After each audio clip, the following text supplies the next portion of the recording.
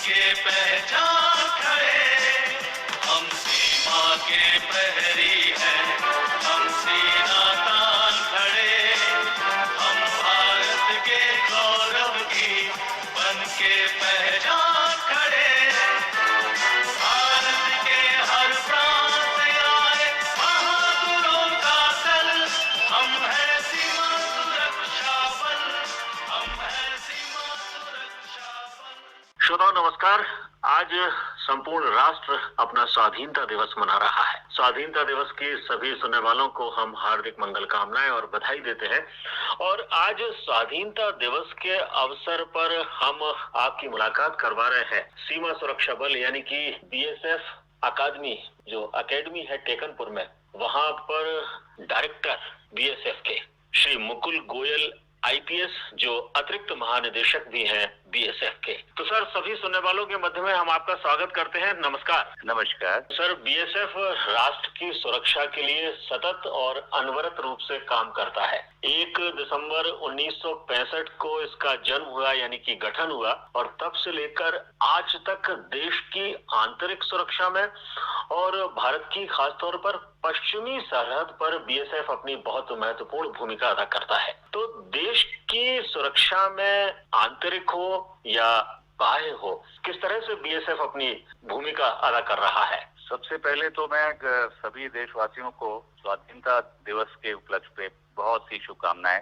देना चाहता हूं। जी धन्यवाद। ये देश ये जो स्वाधीनता में मिली है, बहुत मेहनत के बाद मिली है। जी और जी। अब इसे बनाए रखना बहुत बड़ी चुनौती है, और बीएसएफ इस चुनौती को सामना करने के लिए दोनों फ्रंट्स पे मुस्तैद है। ये वेस्टर्न फ्रंट, जैसे आपने कहा, पश्चिमी फ्रंट, वहाँ पर जो पाकिस्तान बॉर्डर है पे हम लोग मुस्तैदी से अपनी ड्यूटी निभा रहे हैं। और साथ ही साथ जो ईस्टर्न फ्रंट है, जो बांग्लादेश का बॉर्डर है, उस पर भी हम लोग ड्यूटी कर रहे हैं। और साथ ही साथ जो इंटरनल सिक्योरिटी है, उसमें हम लोग जो लोकल पुलिस है उसके सहयोग में ड्यूटी करते हैं। और जो नक्सल एरियाज में हमारी ड्यूटी लगी है, और भी जहाँ भी आवश्यकता बीएसएफ की पड़ती है और हमें जिम्मेदारी दी जाती है, हम लोग लोकल पुलिस की मदद करते हैं। बीएसएफ ने तमाम सारी डायरेक्ट लड़ाई भी लड़ी है और लगातार मेहनत कर रहा है देश को सुरक्षित रखने के लिए। करगिल का जो 1999 का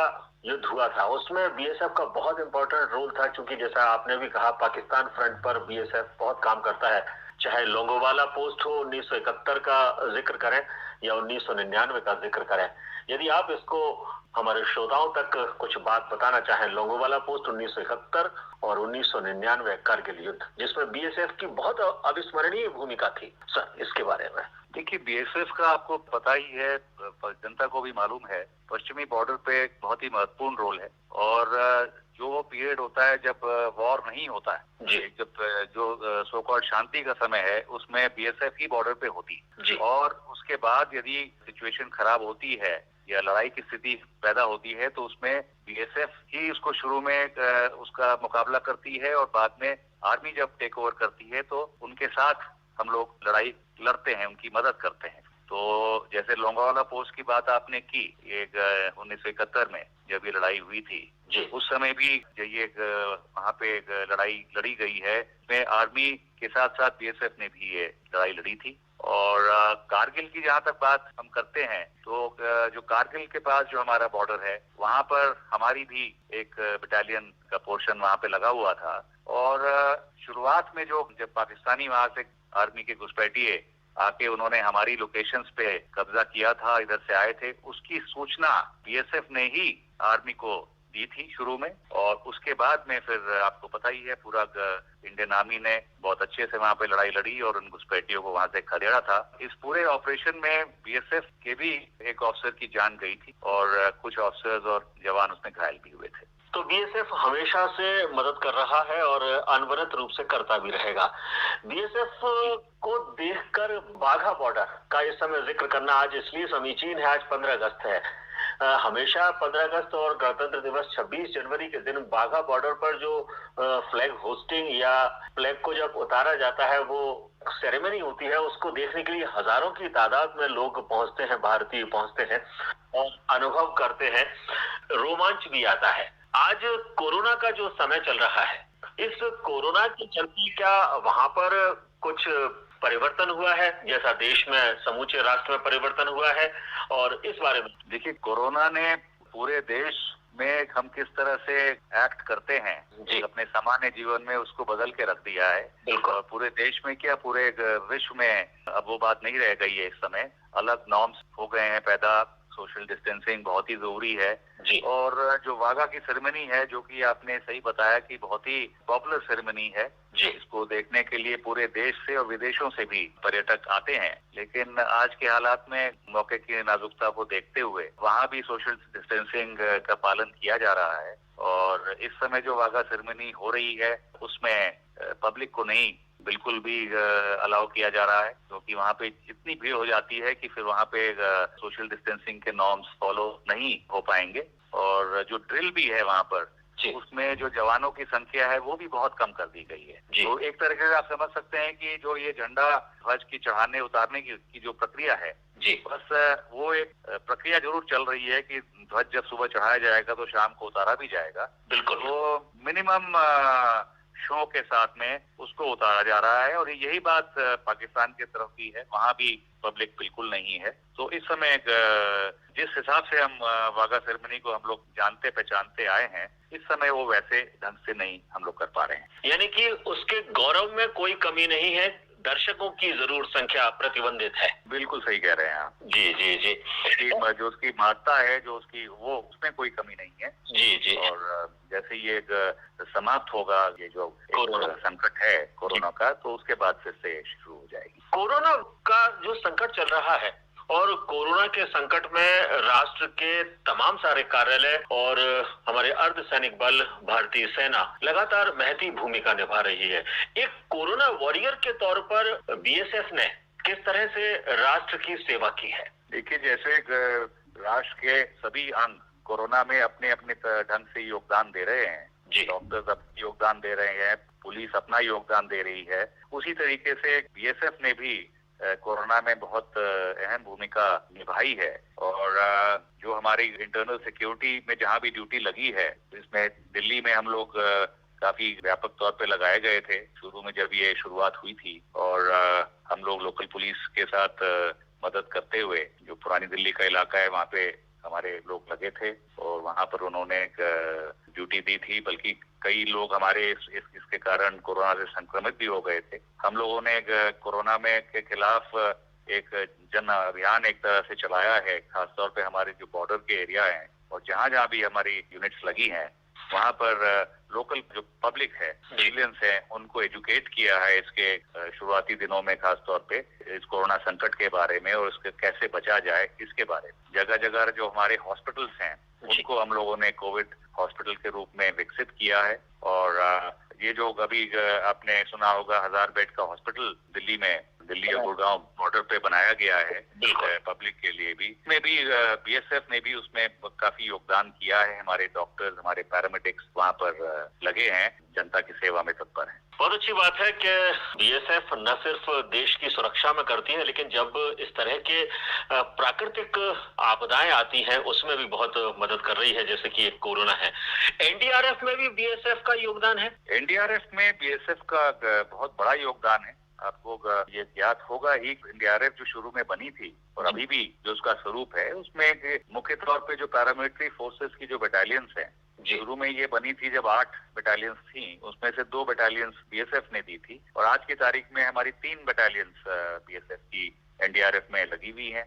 और इनको जो ट्रेनिंग करना, शुरुआती दौर में इनकी ट्रेनिंग और एनडीआरएफ को खड़ा करने में बीएसएफ के ऑफिसर्स का बहुत बड़ा योगदान है। और अभी भी हम लोग डिजास्टर मैनेजमेंट के लिए हम लोग जागरूक हैं। हमारे यहाँ खुद ही एक डिजास्टर मैनेजमेंट, टेकनपुर में भी एक बीआईडीआर है, डिजास्टर रिस्पांस के बारे में यहाँ पे ट्रेनिंग दी जाती है। तो हमारे बीएसएफ के जितने भी जवान हैं, उनकी बेसिक ट्रेनिंग में ही डिजास्टर मैनेजमेंट का एक इनपुट होता है।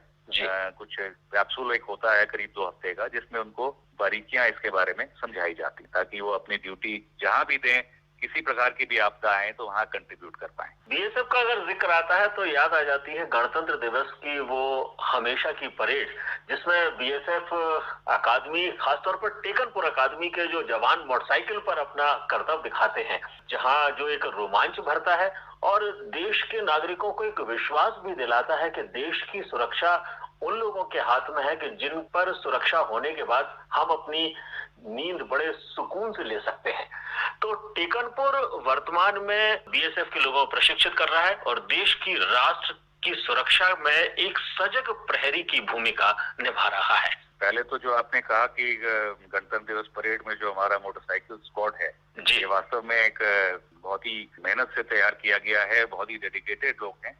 और आपको पता ही है कि हमारी ये महिला विंग भी एक इसमें बनाई गई थी, जिन्होंने जब अमेरिकन प्रेसिडेंट आए थे तब ये करतब अपने वहां पे दिखाए थे। पहली बार किसी महिला यूनिट ने किसी आर्म फोर्स के ये मोटरसाइकिल पे करतब दिखाए थे और इसकी सीमा भवानी की तारीफ भी बहुत हुई थी। तो ये दोनों हमारी पुरुष और महिलाएं की टीम है, ये टेकनपुर में निरंतर अभ्यास करते हैं ताकि इस तरह के जो ओकेजन्स आते हैं उसमें वो अपना काम दिखा सकें। कई रिकॉर्ड्स भी इन्होंने बनाए हैं मोटरसाइकिलिस्ट ने हमारे इन करतबों के। और जहाँ तक ट्रेनिंग की सवाल है, टेकनपुर एकेडमी और इसके आसपास जो हमारे टेकनपुर में और यूनिट्स भी हैं, वो बीएसएफ का सबसे प्रमुख ट्रेनिंग सेंटर है। जो भी हमारे ऑफिसर्स नए भर्ती होते हैं, चाहे वो सब इंस्पेक्टर्स हों, चाहे असिस्टेंट कमांडेंट्स हो, उनकी जो बेसिक ट्रेनिंग है करीब 1 साल चलती है, वो यहीं पर होती है। और उसके अलावा भी जो हमारे बीएसएफ के जो और ऑफिसर्स हैं, वो बीच में, जिनको हम कहते हैं प्री प्रमोशनल कोर्सेज, वो दूसरा रैंक लेने से पहले जरूरी होता है कि उनकी फिर से ट्रेनिंग बीच में होती रहे, उसके लिए यहाँ पर लगातार आते हैं। और वो जो ट्रेनिंग दी जाती है उसके कारण ही अपना वो काम बॉर्डर पे और अन्य जगह ठीक से कर पाते हैं। जैसा कि आप इससे वाकिफ ही हैं कि ये कहा जाता है कि जितना आप ट्रेनिंग में पसीना बहाएंगे उतना ही आपको बॉर्डर पे अपने जहाँ आपको ड्यूटी करनी है वहाँ कम मेहनत करनी पड़ेगी। और यही चीज बीएसएफ एकेडमी टेकनपुर इनसे कराती है, यहाँ पे उनको पसीना बहाती है और उनकी ट्रेनिंग अच्छी तरीके से कराती है। बहुत शुक्रिया सर, आपसे बातचीत करके खुद को भी गौरवान्वित महसूस हो रहा है, क्योंकि आज हमारा राष्ट्र स्वाधीनता दिवस मना रहा है। बहुत अच्छी बातें हुई। किसी खास बात का, बीएसएफ की किसी बात का आप उल्लेख करना चाहें इस वक्त तो और खुशी होगी हमारे श्रोताओं को। नहीं, देखो, लगभग सारी बातें आपने बताई दी हैं। और बीएसएफ का इतिहास बहुत ही गौरवशाली इतिहास रहा है। हम लोग 55 साल से देश की सेवा ये फोर्स कर रही है। और शुरुआती, जब आपको पता ही, जब शुरू हुई थी तो उस समय 65 के वॉर के जस्ट बाद इसको शुरू किया गया था इस फोर्स को। और फिर 71 का वॉर जो था उसमें बहुत ही महत्वपूर्ण रोल बीएसएफ का रहा था, ट्रेनिंग में भी और ऑपरेशनली भी। और उसके बाद से लगातार ये छोटी फोर्स धीरे धीरे बड़ी होती जा रही है। इसको जिम्मेदारियां मिली हैं, काफी बड़ी जो चुनौतियां भी हैं, और इसको बहुत ही बखूबी ढंग से बीएसएफ ने मुस्तैदी से निभाया है। और हम लोग सभी देशवासियों को एक बार फिर से मुबारकबाद भी इंडिपेंडेंस डे की देना चाहेंगे। बिल्कुल। साथ ही साथ यह भी भरोसा उनको दिलाना चाहेंगे कि बीएसएफ के साथ उनकी सीमाएं बिल्कुल चौकस हैं और सुरक्षित है। जी, जैसा कि बीएसएफ का मोटो है जीवन पर्यंत कर्तव्य, उसी निष्ठा के साथ बीएसएफ पूरी तरह से सजग है और राष्ट्र के साथ सीमाओं की, सरहदों की रक्षा कर रही है, आंतरिक सुरक्षा में भी हमें योगदान दे रही थी। तो ये सब हमें जानकारी दी बीएसएफ के अतिरिक्त महानिदेशक और बीएसएफ अकादमी टेकनपुर के निदेशक श्री मुकुल गोयल आईपीएस जी ने। सर, आपके प्रति हम विनत हैं, शुक्रगुजार हैं। आपने हमें वक्त दिया, हमारे सुनने वालों को एक रोमांच आया होगा और उन्हें विश्वास अवश्य होगा कि इतने अच्छे सुरक्षा के जब पहलू भारत में है तो भारत देश, सभी लोग सुरक्षित हैं। आपके प्रति बहुत बहुत धन्यवाद और साधुवाद।